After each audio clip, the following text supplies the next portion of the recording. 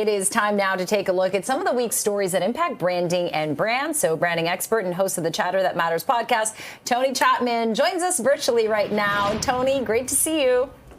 Always pleasure to see you as well, Jennifer. All right, Tony, looks like we both got a haircut, so that's good. Looking very high and tight there. Nick, I got to tell you, I was in Costa Rica and I thought my Spanish was getting better.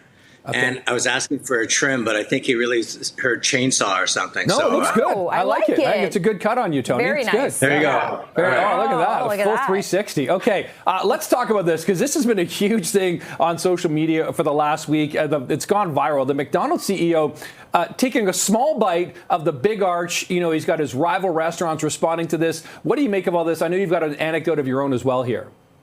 Yeah, listen, I love this. First of all, the McDonald's CEO is almost like he's a vegan. And the last thing he wants to do is bite into his own burger. And he nibbles on it. You know, he nibbles on it. And then, of course, what we see in this whole Bitegate thing is right away Whopper, which is always in McDonald's kitchen, gets in there and has fun and bites into it. It's drooling down his face. And Wendy's pops in. A&W, where they missed on this, A&W should have said, forget the CEO, it's done, brought a family, because there's a family of burgers, and showed how a grandpa burger and a papa burger and a mama burger and a teen burger, how these guys bite into their burgers. But it's a lot of fun, and you know what? Everybody kind of wins with this, with the exception maybe of the McDonald's CEO, because he'll never live it down how reluctant he was to bite into the burger that feeds him. Does he need to put another video out, like taking a massive bite, or is it like, let this go? Let this die. I think you got to let that one go. I mean, we saw the same thing happen. The mattress wars. IKEA came up, goes, "Are you up?" Targeting people that were on their phones in the middle of the night. Then we saw Sleep Country come in, and we saw, the Brick come in. All of that's kind of fun and it lifts the category. But again, with the problem with McDonald's is it would almost the equivalent would have been to the mattress war. The CEO of IKEA not sleeping on his own mattress. So I think he just has to let it go. It's burger under the bridge and move on, because CEOs shouldn't always be in front of the camera. No, exactly. And, maybe he puts a straw in a beer and takes a sip and is like, hey, this is how I am when I consume everything. So who knows? Yeah, you know what I mean? That CEO look, I mean, this is McDonald's, man. These are franchise owners. This is the blue collar workers of the United States. And he's going to have a hard time even in front of his franchisees. I'll tell you a quick story, Nick and Jennifer.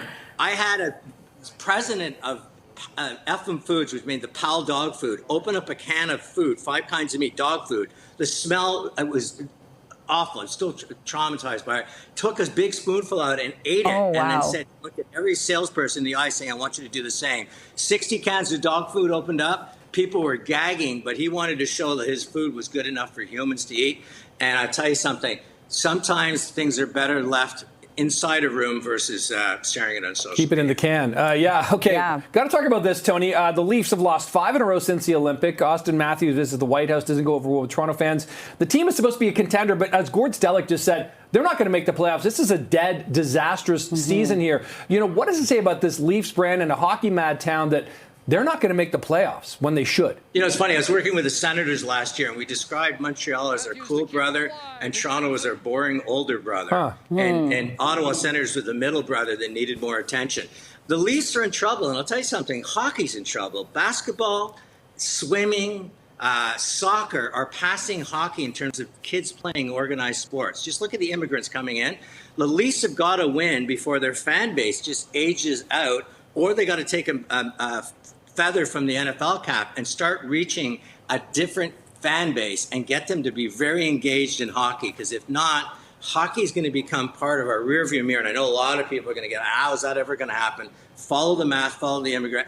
And Canada, Toronto, Leafs, epicenter of hockey, where our Hockey Hall of Fame is, they better start winning, because they need to lift hockey in Canada. And so I would say to the Leafs right now, reach out to a different target audience. Think about always having your C worn by a Canadian and embody the Canadian values of hockey, because if not, I think that it's just going to be an expensive ticket for head offices that can afford it, and the fan base is going to evaporate underneath. Okay, very interesting. We'll see what happens there. That is Tony Chapman, branding expert and host of the Chatter That Matters podcast, joining us on this Thursday. Thanks, Tony. Hope to see you soon in person again. Take care. You will soon. Thanks, Tony. Take care. Thank you.